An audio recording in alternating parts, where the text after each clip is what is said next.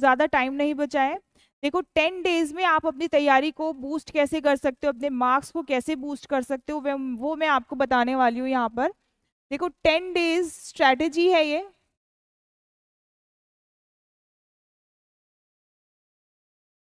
10 days में आप क्या करोगे, जो फर्स्ट 6 डेज हैं,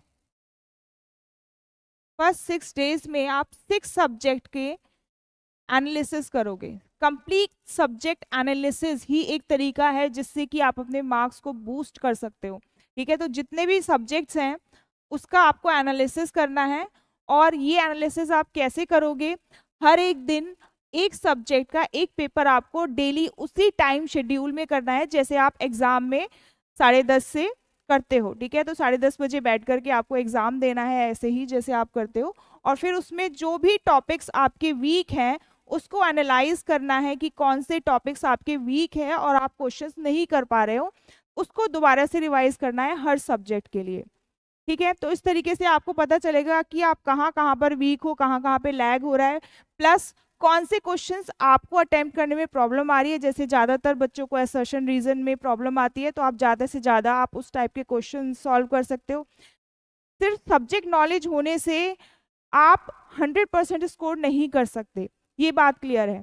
आप 100% स्कोर तभी कर सकते हो जब आप क्वेश्चन को पढ़ करके उसे समझ करके तब उसको आउटपुट दो। आप जो आउटपुट दे रहे होते हो ना, जो आपको लिख करके आते हो, उसके मार्क्स मिलते हैं। आपकी नॉलेज के मार्क्स, नॉलेज के मार्क्स तो मिलेंगे ऑब्वियसली, बट सिर्फ नॉलेज के मार्क्स नहीं मिलेंगे। ठीक है, आप जो वहाँ दे के आओगे उसके मार्क्स मिलेंगे। तो वहाँ देने के लिए आपको क्वेश्चन एनालिसिस करना, क्वेश्चन समझना भी बहुत ज़रूरी है। और ये तभी होगा जब आप सभी सब्जेक्ट्स के क्वेश्चन पेपर को एनालाइज करोगे, अपनी वीकनेस पहचानोगे, और ये आप सिर्फ 6 डेज में कर सकते हो। बाकी लास्ट के जो डेज बचेंगे उसमें आप जो आपका फर्स्ट पेपर होगा, जो फर्स्ट एग्जाम होगा, उसकी प्रिपरेशन कर सकते हो। ठीक है, उसके बाद भी आपके पास इतना टाइम बच जाएगा कि आप फर्स्ट एग्जाम की प्रिपरेशन स्टार्टिंग से कर सकते हो। और मैं हमेशा आपको यही सलाह देती हूँ कि आपका जितना भी सिलेबस होता है उसको आप डिवाइड कर लो।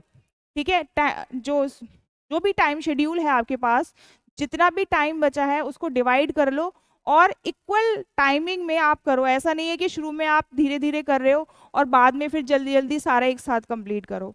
तो यही स्ट्रैटेजी फॉलो करोगे तो आपको 100% सक्सेस मिलेगा।